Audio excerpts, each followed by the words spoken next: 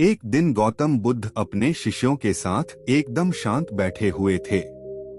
उन्हें इस प्रकार बैठे हुए देख शिष्य चिंतित हुए कि कहीं वह अस्वस्थ तो नहीं है। एक शिष्य ने उनसे पूछा कि आज वह मौन क्यों बैठे हैं, क्या शिष्यों से कोई गलती हो गई है। इसी बीच एक अन्य शिष्य ने पूछा कि क्या वह अस्वस्थ हैं, पर बुद्ध मौन रहे। तभी कुछ दूर खड़ा व्यक्ति जोर से चिल्लाया, आज मुझे सभा में बैठने की अनुमति क्यों नहीं दी गई है। बुद्ध आंखें बंद करके ध्यान मग्न हो गए। वह व्यक्ति फिर से चिल्लाया, मुझे प्रवेश की अनुमति क्यों नहीं मिली। इसी बीच एक उदार शिष्य ने उसका पक्ष लेते हुए कहा कि उसे सभा में आने की अनुमति प्रदान की जाए।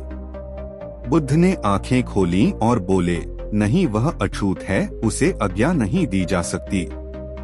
यह सुनकर शिष्यों को बड़ा आश्चर्य हुआ। बुद्ध उनके मन का भाव समझ गए और बोले, हाँ, वह अछूत है। इस पर कई शिष्य बोले, हमारे आश्रम में जात पात का कोई भेद ही नहीं, फिर वह अछूत कैसे हो गया। तब बुद्ध ने समझाया, आज वह क्रोधित होकर आया है। क्रोध से जीवन की एकाग्रता भंग होती है। क्रोधी व्यक्ति प्राय मानसिक हिंसा कर बैठता है, इसलिए जब तक वह क्रोध में रहता है तब तक अछूत होता है। इसलिए उसे कुछ समय एकांत में खड़े रहना चाहिए। क्रोधित शिष्य भी बुद्ध की बातें सुन रहा था। पश्चाताप की अग्नि में तप कर वह समझ चुका था कि अहिंसा ही मनुष्य का महान कर्तव्य व परम धर्म है। वह बुद्ध के चरणों में गिर पड़ा और कभी क्रोध न करने का प्रण लिया।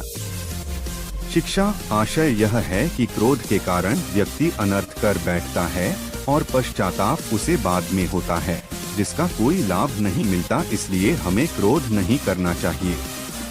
असल मायने में क्रोधित व्यक्ति अछूत हो जाता है और उसे अकेला छोड़ देना चाहिए। क्रोध करने से तन, मन और धन तीनों की हानि होती है। क्रोध से ज्यादा हानिकारक कोई और वस्तु नहीं है।